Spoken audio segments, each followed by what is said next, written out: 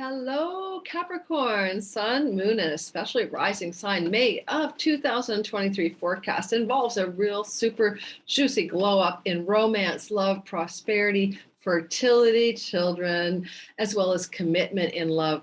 You may also find this is an incredible time for new business contracts and opportunities. There's so much going on that's quite good for you. Let's get into it. If you're new to my channel, my name is Lori Lothian. I am using the whole sign house system. I'm a Western tropical zodiac astrologer, not sidereal.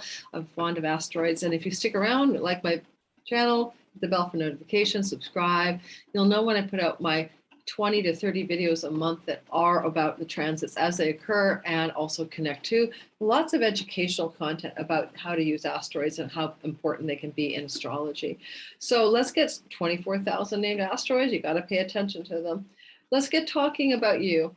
So, and I'm teaching my Sky Reader class this May. So if you want to jump into that, May the 6th or 7th, I think, I'm starting my 7-week course. Enrollment doors are open.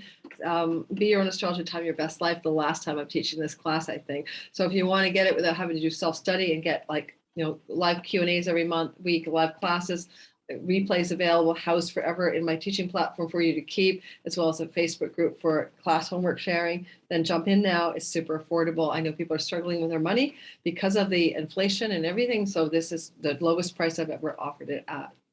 Okay, let's get talking about you. Well, first of all, you're Capricorn rising, and that means that Saturn is the lord of your sky. And I just want to remind you that Saturn's in your third house for 3 years, whole sign third house, okay? Whole sign on third. So don't look at your Placidus chart. And this is going to be a time in which you're going to maybe have some constriction and constraint regarding siblings, but on the most part, it's also going to help you formally stabilize third house matters. And for some of you, it could move you into a new neighborhood. It could allow you to make concrete and tangible developments regarding your online presence, or even get writing projects underway. But that's aside, that's been going on since last month and continues for 3 years. This Saturn will get involved in some sky action this month. It's very important to you. There's a lot going on in the month of May in your 5th house of romance, sexuality, children, independent business enterprise. Now, if you are somebody who is, with children already, you have adult children, this is a month that's going to begin to bless them, and it's a year-long blessing. And why? Or even just little kids, it doesn't really matter. Your children are getting some collateral benefits from your chart. Yay, you. And this is also important if you want to have a child, because Jupiter is going to bless your children and your fertility story with you and your partner starting May the 16th. And from May the 16th this year to May 24th next year, Jupiter is doing once every 12-year transit to your 5th house. This brings you money, luck.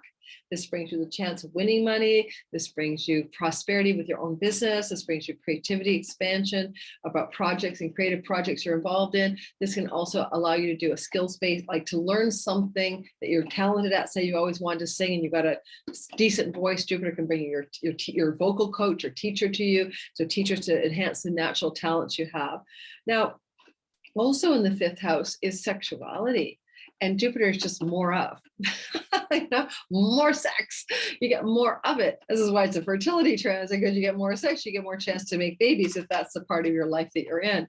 So be aware that this can become a pregnancy transit. If you want that, wonderful. If you don't, you need to be a little bit more careful. But certainly will mean more sex in your life. And if you want more sex, that's great. May 16th out a year. It's really great for starting a new business. If you have your own business, you'll prosper and be more successful. The last week of May, the whole last week of May, Jupiter and the North Node are hugging each other in your 5th house. Super auspicious, intense energy again around prosperity, fertility, money, luck, winning money, super sexual experiences are destined. If you were a single Capricorn, this can bring a new partner into your life when Jupiter transits the 5th. That's very auspicious and super good for you.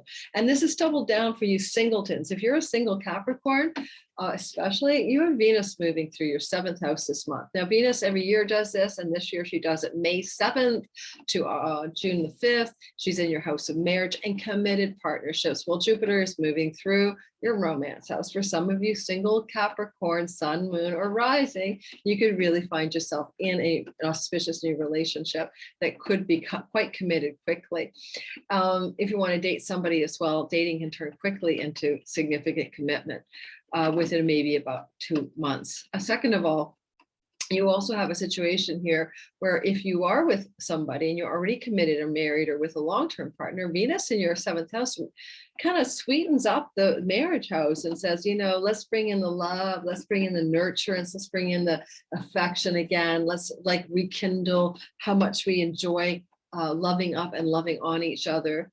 That can happen, like a rekindling energy starting on May 7th, or a deeper kindling, because it was already kindled, it kindles up deeper. Now, Venus in the marriage house means proposals, wedding proposals, sometimes, engagements and stuff like that. It's also Venus able to bring you good legal contracts, negotiations, and deals. And with Juno, the goddess of business partnerships, going through a work house, some of you are just looking at very sweet deals in the month of May to do with work, contracts, agreements, and all that, or new business partnership alliances, especially with Juno sextiling a goddess of legalese in your 8th house. So some of you are likely to come into new employment opportunities that are going to be quite successful for you during the month of May. And if you want to be employed, that is, right? Also, when you see Jupiter in the 5th house of children, and you get a stellium here, North Node, Sun, Uranus, the Vestal flame. I mean, there's a huge amount of possibility that there's some really auspicious and lucky things happening for your children. Maybe they get or if they're adults, they get good things happening in their life. It's just basically good things are happening in the life of your children. Mercury rules the house of grandchildren, and Jupiter is about fertility. Adult children could have pregnancies and be communicating the intent to produce a grandchild, or that a new grandchild is on the way, and you might hear about that in the month of May. So yeah, it's kind of also sweet. You get one of the softest touches this month of all of the signs for Capricorn rising, but yes, for Sun and Moon as well. Now, interestingly, in the same vein of the sexuality piece of your 5th house, with Venus here with Mars in Cancer. Now, Mars in Cancer is not comfortable, but Mars has been in Cancer now for a while. He doesn't leave until May the 20th. So Mars and Venus are in the same sign, co-present. And they will be also later on co-present in your 8th house, which would be great, in the month of June, July for sexual tantra and stuff like that. But in the meantime, Venus with Mars in your marriage house is bringing more of an emotional connection and tenderness to the marriage place, but also inviting in that into the sexual energy in your marriage as well.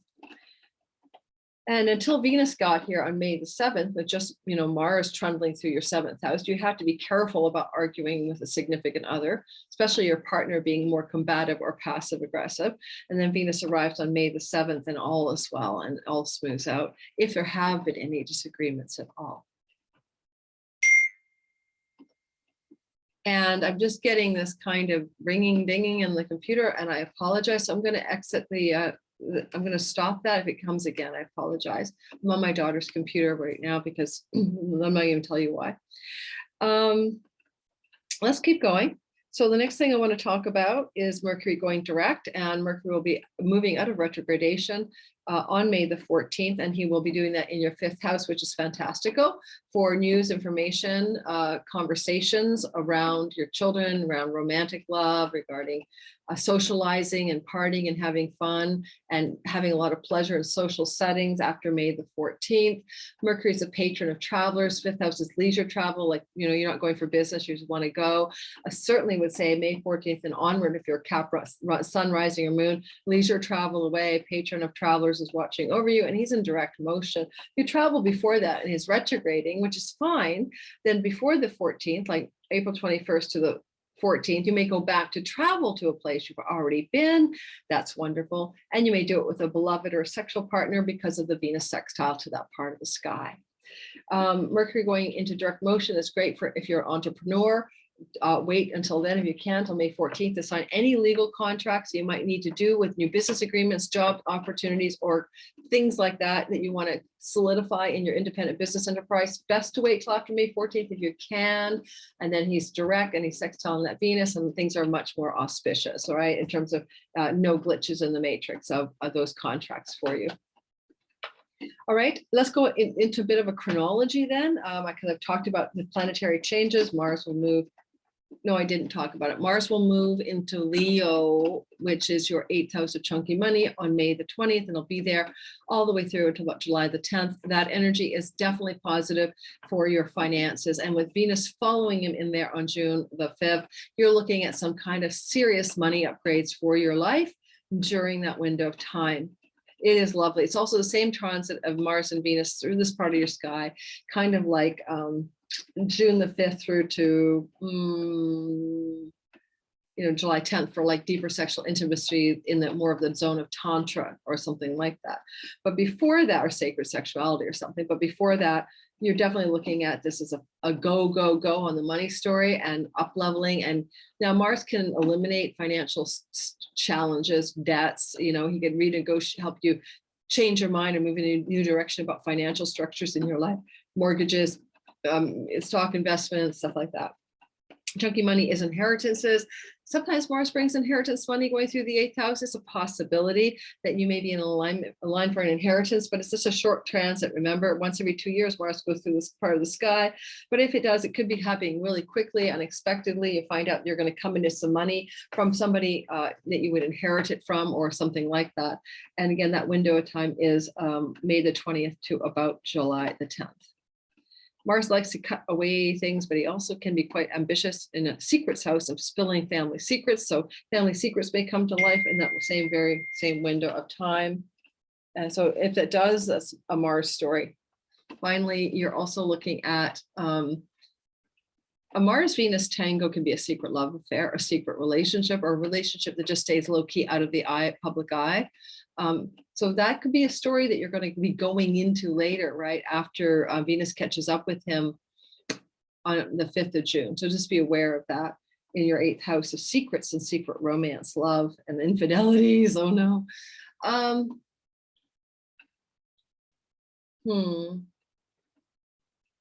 If you need to sign a mortgage, want to buy a property, certainly what happens with that Mars in your after the 20th of May, 8th house, and later on Venus following up, it's good for financial consolidation to do with mortgages, debts, loans, property purchase, buy and sell. Okay. Let's go chronological. May 1st and 2nd, Mercury will be in the heart of the sun, called a cazimi, at 11 degrees of Taurus. He's still retrograding May 1st, 2nd, but this is still a very auspicious energy of a kind of a divine conception point in the fertility house. This Mercury cazimi could be the news that you're going to have a grandchild, that your child is pregnant, things like that. It also can be a breakthrough idea for a creative project, a muse-driven project, a writing project, an art project, inspiration around it. As well, at the same time, Mars is sextiling Uranus. So Uranus is the planet of the unexpected in the house of children, pregnancy, and romance. Eek! Mars in the house of committed partnership. There's again, be careful for pregnancy. That could be an optional, like not have to do it May 1st and 2nd, but the sky does what the sky does. May 4th and 5th, Venus will enter into a sextile to Jupiter. Venus is at the late degrees of Gemini. She is set to move into Cancer on May 4th and 5th. Reminding you, she doesn't do that till May 7th. So she's at the late degrees of Gemini and she's sextiling Jupiter at the late degrees, 27 degrees of the sign of Aries. And this is definitely something that you need to pay attention to because it's auspicious, it's lucky, and I don't know why my phone is dinging. So this auspicious, intense, beautiful energy that brings something unexpectedly positive to your life, May 4th and 5th, is involving the real estate, property, land, and home. Jupiter is at the tail end of that, and Venus, the goddess of love and beauty and goodness. This looks like a contract perhaps because, it could be Venus in Gemini is about contracts, especially with Juno, the contract goddess in Gemini at the same time. So Venus in Gemini, sextiling Jupiter, a contract to rent a property, a contract to buy a property, something like that. You could start dating someone new if you're single at that time, and it may have to do with dating someone close to home. Jupiter, though, is about the opportunity and the abundance regarding land, property, home, and real estate. And Venus is like, okay, I'm in Gemini. Let's negotiate. Let's make a deal. Let's sign a contract. That kind of thing. Do you want a pet? Venus is going through the house of pets, sextiling Jupiter in the home. So the ideal pet opportunity emerges for you around May 4th and 5th. May the 5th is the lunar eclipse. Now, I've been talking about this for a long time. We've been having a lunar eclipse through Scorpio now for a while, and this is the last of those eclipses on this axis. This is the eclipse of the south node that's letting go, releasing and surrendering something you don't really need. It's time to turn a corner and move away, and the changes are trying to lead you there. Scorpio, for you, the changes are happening in your 11th house of great gains from one's career, the house of friends and allies and benefactors, and wishes and hopes and dreams for your life. So those are all under revision. A lot of you will have left behind your work. I have a Cap rising ex-husband who left behind his work to step away into retirement. That's the letting go of the great gains in his career. This last eclipse on May the 5th at 15 degrees-ish of Scorpio, 14:52 minutes, is the same story. Yet again, we're tidying up those loose ends. Go back to October 25th last year. There was a new moon eclipse here, and there was actually an eclipse here as well. Wow, a crow just landed for you guys right in front of my window back in, May of 2022. So this is the third of those. And this May eclipse here on the 5th of the month, especially if your Cap rising sun or moon is around 15 degrees, give or take 5 degrees. It's really feeling this eclipse. And it could definitely be the last salvo in what looks like a letting go of friendship circles, groups of belonging, great gains from your career, friendship circles, of course, elder siblings. Okay, if you have an elder sibling and you're Capricorn rising, all the eclipses are about maybe an ending of that relationship or surrendering of it. Now, sometimes it's just time to let go of a gnarly elder sibling relationship. Sometimes an elder sibling could pass during this transit. If that happens, that's just a part of life, And so I'm not scaring you or anything. It really depends on a lot of where your Mars is in your natal chart and other factors. But anyway, so the eclipse has those options for you. And it takes up to 6 months to unfold. So it's not happening the day of the eclipse, So again, all those themes are in play, and I'll do a whole deep dive video into that. On May 9th and 10th, there is the Sun conjunct Uranus, happens yearly. It's in the fertility house. It's something surprising. It could be a surprising opportunity for a business, consulting enterprise, independent job enterprise, creative idea, download, aha, eureka. Oh my God, I'm pregnant. My partner's pregnant. Oh my God, my kid is pregnant. All of those things could be, oh my God, ish. It's happening at 18 degrees during May 9th and 10th. Most impacting people with a Capi ascendant sun and moon near 18 degrees, give or take maybe 3 or 4 degrees on either side. May 10th to the 13th. Yes, May 10th to the 13th. What's up for you? Well, first of all, Mercury is sextile. It's a mini grand trine. It's very lucky. And, I'm in a house right now in Vancouver, Canada, and I'm freezing my ass off. I had a terrible feeling that I'm not recording. I am recording. I always think I'm not recording, right? Whew. So the mini grand trine is auspicious energy. It's like two sextiles bound by a 120 degree angle. 60, 60, 220 makes a triangle. And this is between the 10th and the 13th of the month. Mercury sextile Saturn and Venus. Well, at the same time, Venus is trining Saturn. Let's talk about it. Mercury in the house of children, fertility, pregnancy, independent business enterprise, inspiration, the muse, leisure travel. We got it, right? We got it. Talents and skills that you have that you could be using, okay? And then it's sextile Saturn, and Saturn in Pisces is going through your third house of trips, travel, siblings, things to do with skills-based education, things to do with writing in the online world, and things to do with your local neighborhood pubs and restaurants, aunts, uncles, cousins, nieces, and nephews. What's going on there, right? A lot of Capricorns have Saturn in a sibling house, illness for a sibling, challenges, health challenges for a sibling, just FYI. But this time of this energy is not about that. This trine is positive. So a sextile to Saturn, all right, and a sextile to Venus in the house of contracts, legal affairs, and marriage and business partnerships, audience, client, marketplace, and other. If you're in the online world and you're Cap rising, this is a super auspicious opportunity to up-level your online business and be very lucky financially as a result of this mini trine that's happening in the little window I mentioned of the 10th to the 13th. This is really good for your kids as well. It's really good for your marriage, and it's really good for trips and travel. I think a lot of you, May 10th to the 13th, are looking at leisure travel with a love partner that connects to maybe to siblings, but maybe to neighborhoods from the past, things like that. One of the things about Mercury, and he's still retrograding, so a lot of this travel is to a place you've been before, and the neighborhoods of your past could be involved in this as well. Yeah. Next, we have in the menu of events this month, we have Mars trining Neptune on the 14th to the 16th of the month, spiritual warrior energy, auspicious magical alchemical stuff. It's quite sweet, quite positive. You may be taking bold action on a very spiritual level for some reason, but this is Mars in Cancer. He's a little bit swimmy dimmy. He doesn't like being in Cancer. It's a soft emotional place. It's the temple of the moon. And as he's going through this part of your sky, he does, however, manage to look lovingly over his shoulder back at Neptune. This is a Neptune in the house of siblings and all of the third house meanings.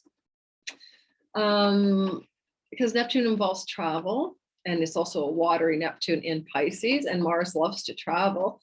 I think there's also, again, another archetypal travel piece going on. Again, with Venus coming into the 7th house, joining Mars, it could be some kind of trip, 14th to 16th, that's quite spiritual, that's quite elevated, that's quite dreamy, that's quite magical, that's ongoing for you on the 14th to the 21st-ish. I mean, sorry, the 14th to the 16th of the month. Now, a little bit later, there's some tension in the sky. Ooh, 14th to the 21st is gritty. So buckle up.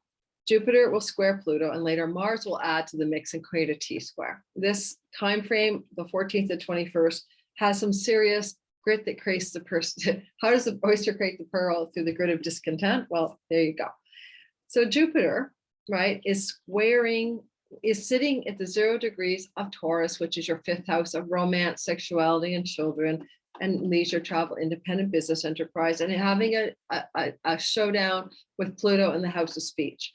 Now, the 2nd house is also earnings and money, and so is the 5th house, a money house. So some money tension could be in your sky then on the 14th to the 21st of the month, with an actual intensity on the 18th. But you add to that Mars will move into Leo, your chunky money, stock market investments, portfolios, 401k, things to do maybe with your mortgages and loans and bank loans and credit cards and all that chunky money, business partner money, alimony, spousal support money, all of that stuff. Whoa. So where could I go? It's a house of children.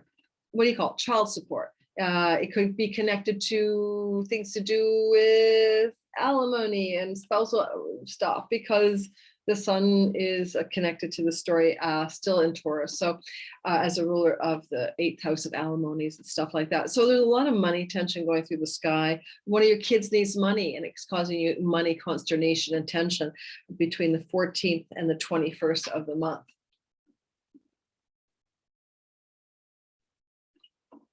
If you or your partner are accidentally pregnant, which is entirely possible with Uranus in your 5th house, if you're young enough, Cap or your partner is young enough, then this looks like tension to do with decisions you may make around that child. Yes, I am going to say, do you want to keep the child or not? Mars in the 8th house of death, squaring the house of fertility, is miscarriages and abortions potentially. So there are intense conversations, Pluto, regarding themes of life and death and fertility for some Capricorn rising, sun and moon. Again, it could also apply to your children as well, but mostly with this story, it could be you.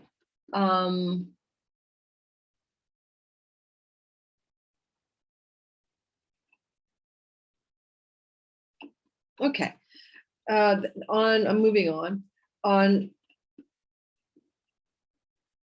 the end of the month, on the 19th of the month, 19th, 20th, there's a new moon at 28 degrees of Taurus. The new moon at 28 degrees of Taurus is a new beginning in the house of children, the house of love, the house of romance. This is some fresh start. It can take 6 months to unfold. If you're an entrepreneur or consultant, have your own business, this is a new beginning. Yes, it can look like an opportunity, a job, a consulting job, a new development that's positive, that's going to start to unfold. You'll see the most of what it is in the 2 weeks that follow the new moon of the 20th, but it will take a full 6 months to fully flesh itself out. Venus, the goddess of money, the goddess of wealth, the goddess of luck, goddess of friendship, goddess of peace, is moving into a sextile to Uranus on May 25th and the 6th. Now, Venus sextile Uranus can be money and love stories that are surprising and positive, for example. And so Uranus is in the money luck house, like winning a lottery. Venus is in the 7th house of marriage partners or contracts or legal agreements. Also the house of audiences and clients, but something good is trying to happen between the money luck house and Venus, the goddess of money, in the temple of the moon. There's a time in the month of May, right, where the moon will be traveling through this Taurus part of your chart, exalted. And so that's going to also be kind of an auspicious window for you to, like, I'm going to say, maybe win a lottery, you know, I mean, I know it's a long shot, but it can happen. So especially around the 18th, 19th vibration, 17th, 18th, 19th, I don't know what day exactly the moon is moving out, but basically I'd say the 17th, 18th into some of the 19th, you can be very fortunate financially with an exalted moon here, Mercury direct in a money luck house, Venus ruling it from the 7th. It almost would be like winning the lottery with, and having to sign legal contracts at the end to take the money maybe, or winning the lottery or some kind of successful gaming money anyway, could happen there with somebody, even a marriage partner. So that's happening May 25th, 26th. And then finally, we finish the month with a sun square twice a year, the sun square Uranus, sun square Saturn. This is the first time the sun has squared Saturn though in Pisces for 30 years. So it's kind of got a new vibe, right? So Saturn in Pisces is in your 3rd house of sibling, sun square, vitality, health challenges with sibling, difficult conflicts, confrontation, control power, struggles with a sibling and uncle cousin, some challenges around trips and travel, constraints or restrictions around trips and travel are possible themes around the 28th and 29th of the month. Now, this square is a short-lived event, so don't get too hooked up on it. Don't get too worried about it. The sun has already moved into Gemini, right? The sun is no longer in Gemini after the 3rd week of May.